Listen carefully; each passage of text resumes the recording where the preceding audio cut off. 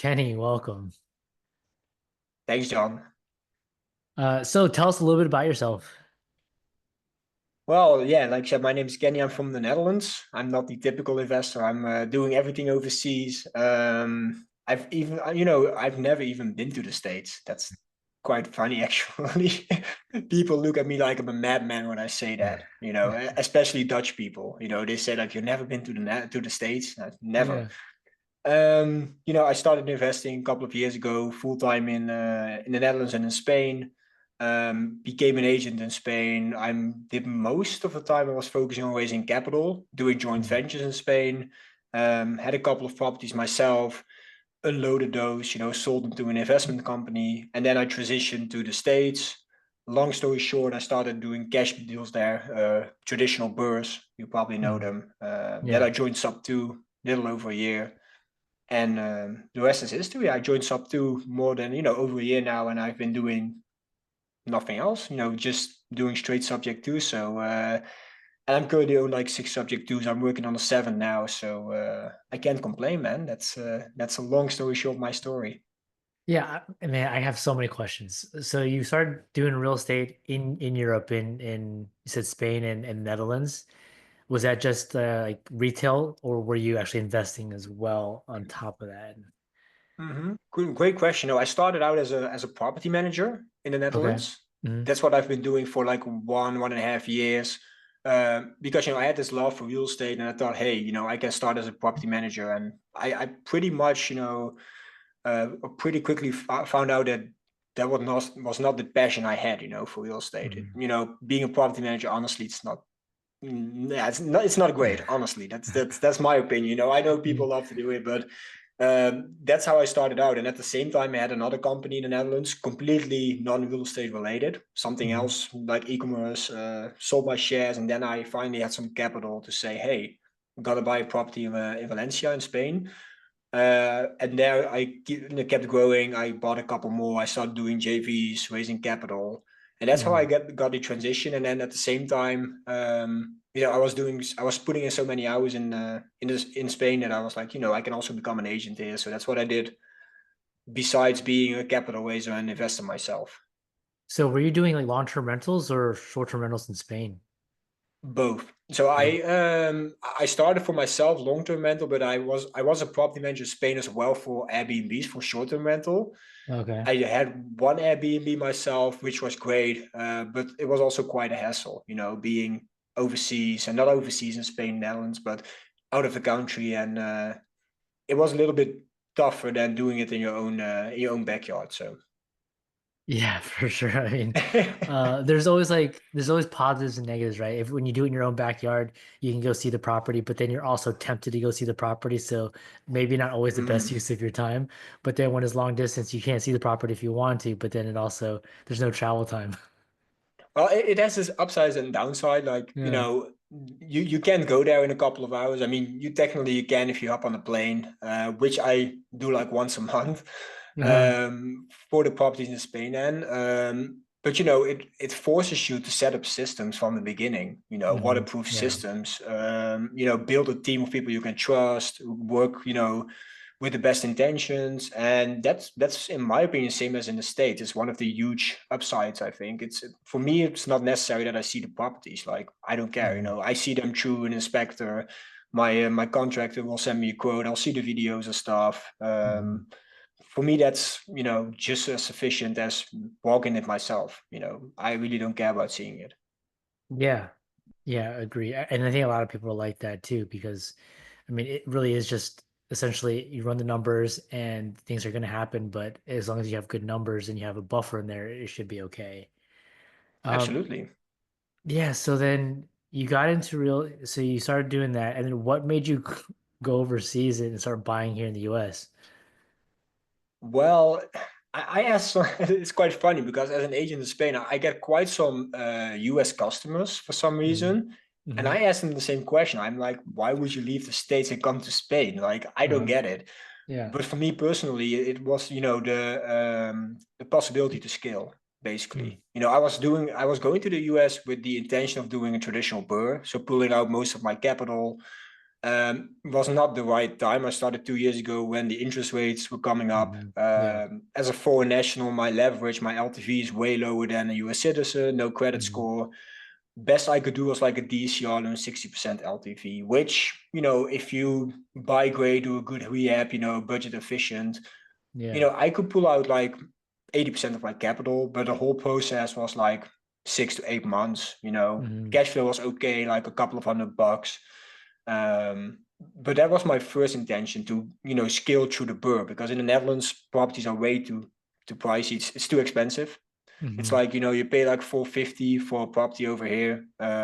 It's, all the investors are unloading their properties here in the Netherlands and moving to other countries. It's just horrible. So, that's why I started looking in different countries. And at some point, Spain also became a little bit expensive. So I was like, okay, I want to grow my portfolio in a cheap, efficient way. And that's how I got Mhm. to the States. And I accidentally went into subject too after doing a couple of bursts. So Yeah. I think it's a natural yeah. progression, right? Because I went through the Oh, same way. I went through the Burr method and then now going into creative finance. it's quite funny. Like a lot of people go into the burn and they discover creative finance. And I Mhm. actually asked Pace once, like, hey, why do you hate the burr? Because I know you're Mhm. gonna call me a knucklehead for asking you, Yeah. you know. Uh-huh. But why do you hate the burr? And I never did a subject two by that, at that point. And then Mhm. he gave me an answer which I couldn't quite understand. And then I did my third subject too, and I was like, yeah, Yeah. now I get it, man. I get it. Yeah. It's just such an amazing transition. It's just you can never go back to traditional if you do creative. Yeah. I mean, rehabbing a property is a great way to like force appreciation and get your money back out, but it's not for everybody. Oh no, it's very stressful. Yeah. Absolutely. Oh man, Yeah. it's ridiculous. Yeah, and I honestly I do like to do like minor renovation, like maximum the cosmetic ones. Like Hmm. if it goes full gut, that's not my style. I've done it closer to home. I'm still Yeah. doing it, Hmm. but in the stage, especially doing creative, I just like to have a minor, a more minor rehab. That's you never see me buying anything creative that needs like a full gut rehab. I think it breaks down, it kills the point of doing a creative deal. So, Yeah, I mean, I remember doing a full gut where it needed new plumbing, new electrical, and I was thinking like ah, none of this stuff adds any value because no one's gonna open up the walls and look at the electrical panels and say, "Oh, look at the wires and look at the plumbing," and say, "Oh, like, brand new plumbing." Um, oh, absolutely. so Nobody sorry. cares about that, man. Yeah, yeah, exactly. So, Sorry to break it. yeah, Yeah. well, that's interesting. So I mean, what kind of getting into real estate and you start off doing property management. Um, Mhm. what did you do before that? You did e-commerce? Yeah, so that was basically at the same time as doing property management. Mm, I had two companies in the Netherlands. I was doing, both to see which one was working best. And eventually, after a couple of months, e-commerce was doing better. And, then it's just a matter of, doing what works best. And so I chose for e-commerce. And before that, already was an entrepreneur. I had some small business in clothing, in sport clothing. I was, mm, trying to be an investor in cryptocurrency, early on.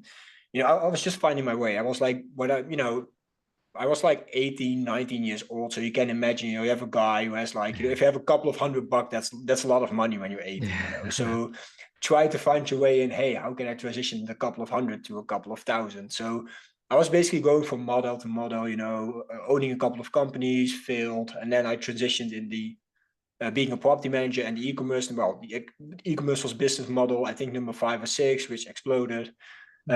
I think it was also a little bit due to the COVID virus. E-commerce was Yeah. booming, digitally everything was booming. And then I got out, and that's when the first time in my life, I really had some liquidity. I really had some capital to play with, and that was the moment that I realized, hey, I really want to be an investor. I was already reading real estate book from Bigger Pockets and stuff, Hmm. for years. Yeah. Even though I didn't invest in the States. And I think honestly, that's also the reason I invested in the States. I had so much general knowledge, because Hmm. all those books are about US real estate, Yeah.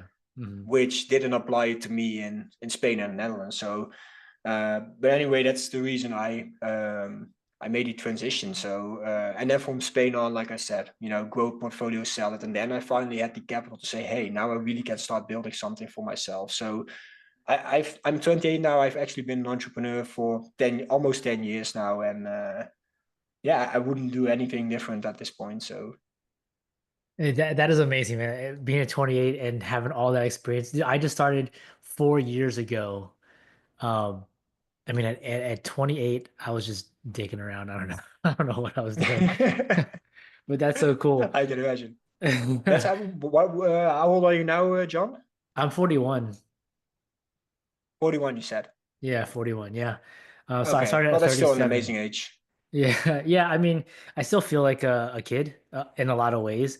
Um, but I mean, I Yeah, I can't get it. imagine. I can't imagine doing all the things that you've done at such a young, especially at 18, getting started.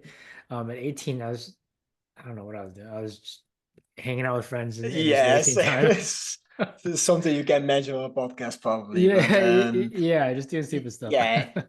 And you think, if looking back on that time, you're 18, you think, I know you're laying the foundation and you think you're doing big things, but if you look back at it, you're like, yeah, you're just screwing out a little bit. I know Mhm. you start a company, and I remember that I at this month, I think I was 19, and I first time in my life I had like a 5 grand revenue in my business for clothing. I was like, yeah, Yeah, this is it, and yeah, looking back at that, I'm like, oh, that was never gonna work, man. That's just growing and becoming an older version of yourself. But that's quite funny actually. So it's yeah. just the leverage that you have, the compound effect that you have when you start early. That's the huge benefit. It's not about Oh making yeah. money or Hmm. yeah, that's basically it. The lessons learned and then like the responsibilities. Well, I mean, when I started, I was at 37, so I already had a wife and 2 kids, I think, at that time, and car Mhm. payment. Well, yeah, I think I had car payments, and then having to pay for a mortgage and all these things. So I couldn't just take all my money and throw it into. I had to like No, and still it's still like that where you still have to be some kind of safety net. But then, all the big people like Pace and Grant Cardone, they say, bring your account down to zero and then just hustle harder to bring money in to pay for the groceries and stuff like that, right? Um, that's true. Oh, absolutely. And it's just you have those responsibilities. When you're mhm. investing on, your mid 30s, you start investing on being an entrepreneur. You're not taking risk for yourself. You're taking a risk for your Yeah, family. Their yeah, future, which is that's a huge benefit of starting out early. You don't have any responsibilities. You have like zero debt, zero monthly payments. That's a mhm. huge benefit. And I can imagine when you start out being 35, that's way tougher because the burden is way heavier. Yeah. Plus the time commitment and everything. But then like at Oh, 18, it's how do you get over the people that you're around? Because I'm sure you're probably like very rare. Were any of your friends in that same boat where they're trying to build businesses and do all that? uh, actually, yeah, a couple were absolutely, which was quite funny because those people are also interested in being as healthy as they can, being in fitness, and it's reading books. So I think it's the people you attract, that you choose which people you keep around even at Yeah. that age, because you Hmm. know how influential you are when you're this young. It's Yeah. you can go, I have a little body, you can go, I see them, he's a little bit younger than I was at that time, but just they can go whatever direction they want, and it really depends on, okay, how are you spending your free time? Because I was, I was in school, I was still in school, but I hated Hmm. reading the books in school. I didn't do my homework. Yeah. But what I did before I went to school was reading books, as in real estate, being an entrepreneur, and I love those books. And I talk with people about those books and my friends, and then you keep the people around who have the same interests, who also want to build on the future, on a pretty young age. And not Hmm. everyone was like that, but I had quite some friends who were also interested in doing, like, even if it was like a little bit of crypto investing, at that age. I mean, it's Yeah. something. You have a couple of $100 and it's better than nothing, I guess. Yeah, what's something interesting that you said is you didn't do your homework in school. You didn't like reading the books at school, but you were studying outside of the school curriculum. Mm-hmm. And I mean, this is one of the things that I had trouble with just thinking about now because I don't send my kids to public school. And in the US, Mm-hmm. we have different options, and I don't send them to public school because to me, the public school system here just killed learning. It made me think that I did not want to learn anything new, like ever. Mm-hmm. Mhm. And it's just interesting that you say the same thing, but you're not in the US, you're in the Netherlands. You were studying outside Yeah. of the school system. Yeah, that's the same, like I have a kid, but he's like very young. It's like a little over a year. So I don't have that issue for the next couple of years, but Mhm, it's it's tough because from one side I'm like, yeah, you can take the opportunity from him to go to a public school. mhm. But on the other hand, it's like, what you learn there, it's so not, applying on daily life. You know what I mean? Yeah. Like just Mhm. simple examples as, hey, how I know it's not interesting, but how do you file your taxes, for example? Right, Everyone needs to yeah. file their taxes. You Mhm, know, that's not something you learn, or you can count 10 other stuff. You can name 10 other things that you would learn that you could learn in public school, which you could apply on life. But for some reason, it's just I don't know. It's just it didn't. I did what I needed to do, like the bare minimum, mhm, to get my mhm, degree, but I was spending my free time on other stuff. So, even after getting my degree, I went into a high school for entrepreneurs, doing an entrepreneur mhm. educational program. And even Right. there, I was like, yeah, this is not for me. It's still too theoretical. You know what I mean? Mhm. Yeah. So I also dropped out. I was like, I just want to go. I just want to do something, start something, and yeah, that's maybe just personal preference or maybe the character. I don't know. But I agree with you, John. I think the public schools should. No, they could be a little bit different. Yeah, even the private schools that we go to, there's none of them check all Mm-hmm. the boxes that we want, and so yes, homeschooling Mm. is tough, but at least we get to tailor the education to what we think is important, and not just have. Mm. I mean, history is great, right? I have memories about the European history, Asian history, U.S. history, Mm-hmm. but how does that benefit me here, like now? It's really interesting. It is Yeah, it's absolutely. it's like good knowledge to have, but I wish we would have learned how to, save money, invest money. Yeah, do your taxes, how to invest better, different investment Yeah, vehicles, right? Because they don't teach you real but estate. no, but even if you go to more like the general side of that, even being, for example, being a good parent, or I Yeah. know that's not something you teach a 6-year-old, but I mean, it's not bad to talk about that in high school or public school, and hmm I think we should see more of that instead of, I love history, I really think it's interesting, but like you said, it's not going to apply to you today. Or if you have a degree in some form of history, and you do on daily basis, you do something with it, that's exceptional, Yeah. but it's not for the most of us. Yeah. And emotional intelligence too. Like that's something that has been Oh, a huge struggle yeah. for me. Yeah, oh no, I agree, man. I agree, and I think that's for most people, especially if you look at where we're at with all this stuff going on. I mean, even social media, for example. I don't Mhm. need to tell you a lot about that, but Yeah. what you see and how it influences the emotional intelligence, the development of young childs, their brain, and it's just I wish there was some more energy put towards it in schools, but it's just the systems are not made for that. They are made to Yeah. raise, people who want to work a full-time job. Yeah. And there's nothing wrong with that if you enjoy that. It just It's fine. yeah, Sure. exactly. Um, Sure. yeah. So you've I mean, we're an entrepreneur, very early on in your life. What kind of, building a business is difficult, very challenging, right? What kind of Hmm. mindset issues did you have to get over? Wow, that's a great question. That's a really good question, man. Well, like I said, it's first of all, you need to obtain the mindset like, hey, I rather work 12 hours for myself a day than 8 hours for someone else. Mhm. That's something like I overcame that pretty easily, but it's sometimes when you're doing the entrepreneurial stuff, you're working 12 hours, or maybe sometimes I had days where I worked 14 or 16 hours, and then your income is not what it should be. Those are like, Mhm. for me, those were the toughest mindset shifts. Like, I didn't, I loved, listening to audiobooks, podcasts, reading books, like I said earlier on. That's something I loved, personal development. I still do. Mhm. I Yeah. still try to read 30 minutes in the evening when my kid is in bed. Mhm.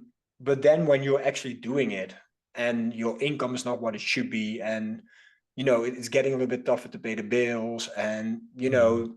you're working more than your friends, or people of your age. That stuff, that shift to keep going, to overcome that, and still have faith in what you're doing. That was the toughest part for me, honestly.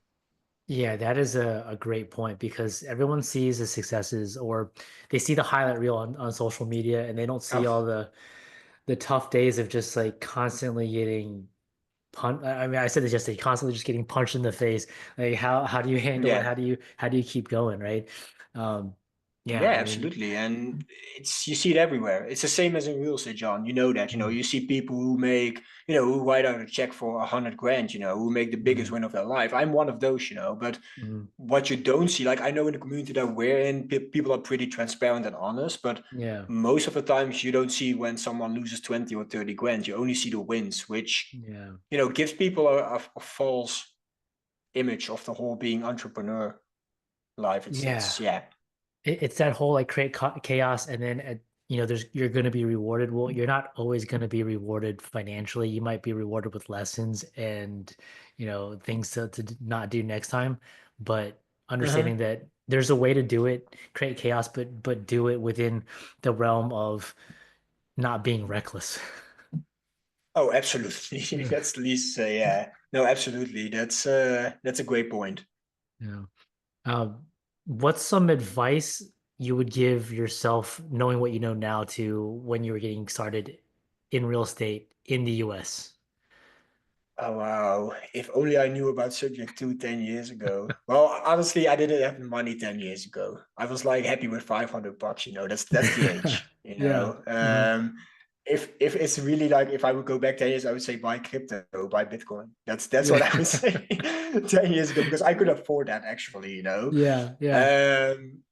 But real estate related. I mean, I'm happy that I took the journey that I have been taking. I mean, it had such a logical way of me doing things. Like, I mean, I started out as a manager, then I started out with Mhm. my own money, then I started investing other people's money, um, which gave me the courage to go to the States and do the same. Like, I'm happy. I wouldn't do anything different on the journey.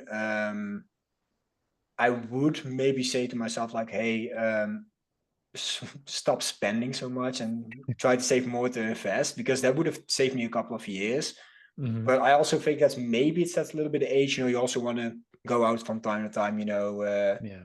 Do a party here and there. So it's. I'm not trying to be too tough on myself, but really, if we just look at real estate related in the USA, what I would tell myself, that's such a great question.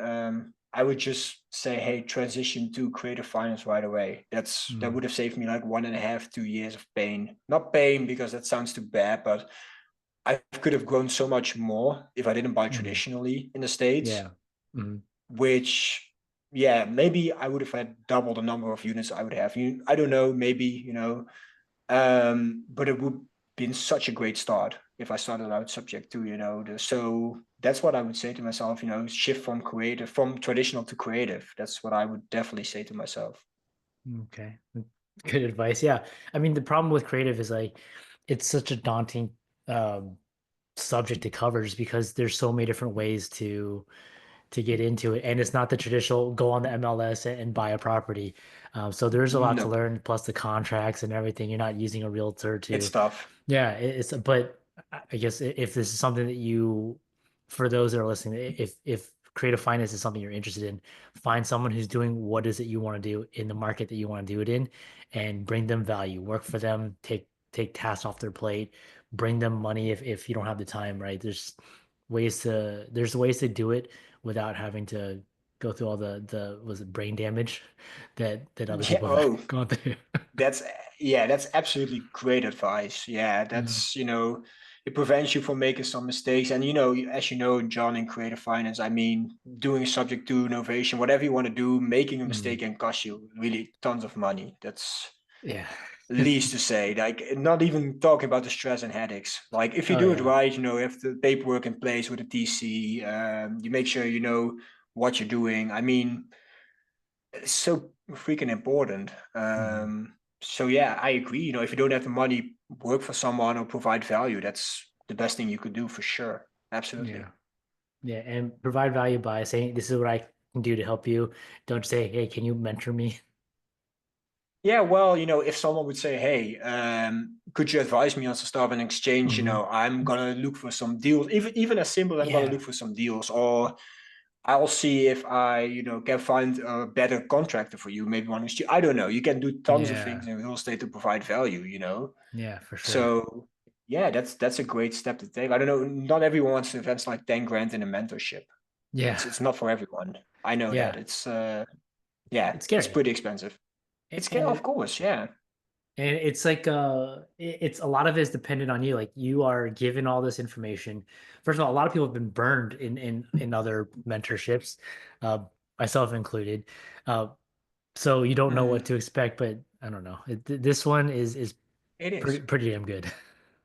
This one's pretty damn good. I had the same thing, John. I was in this Airbnb arbitrage course, which I paid a couple of $1,000 for. It doesn't matter how much it was. It wasn't Hmm. life changing money, but still, it's a lot of money. Yeah.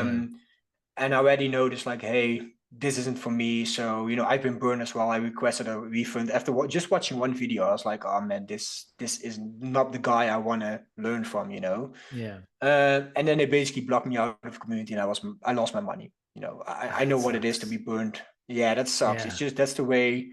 I want to say gurus, mentors, how they Yeah. go about it. So I'm doing this myself in the Netherlands now. I'm trying to build a community around people who want to invest in the States. So that's Yeah. quite some challenge. Yeah. Um, but who's a better example than Pace? I mean, that guy is just providing continuous value compared to if you get burned, like I got with the other guy, and you got burned Hmm. as well in the mentorship. Yeah. The difference is, yeah, I don't need to tell you, it's amazing. It's great. Yeah. I'm so they have a course in capital raising, which I'm really excited for. Yeah. Hmm. But Yeah, it is. Capital raising is such an undervalued skill. yeah, for sure. Um, actually, I had a question for you. So, if your subject twos in the US, what are you doing with those? Are those long-term rentals or are you doing short-term rentals with them? Oh no, I do long term. Most of them Section 8 even. Oh, I don't really? know why Okay. Sec Yeah, I noticed that Section 8 get quite some negative talks about. I don't know why Section 8 is being seen as, such a bad exit. Hmm. I do long-term rental and Section 8 at this point. I've done some mid-term rental, furnished fine, traveling nurse. I did some short-term rental, but being overseas, I want to make it as easy as I can for myself. Hmm. So having tenants for a year or two a place, paid by the government, that's for me the most valuable and safe way to get my money without flying to the States from time to time. Yeah. Um, so that's what I'm doing. And honestly, I love Section 8. That's, yeah, I don't know why people are so hard on it, but I think the horror story. I think what happens is like someone hears gets a bad tenant, right, and then they start ranting about how terrible Section 8 is because they didn't screen the Mhm, tenant properly. They didn't have good, um, I guess, criteria in place. So then mhm. one he's blasts that out, and then other people see it. So they've never had an experience with Section 8, and then they start talking about that guy's horror story, and then that's how it spreads. Because when I first got started, like I heard all the same horror stories about Section 8 that I'm sure you have, Why? and Yeah. just screen your tenants better.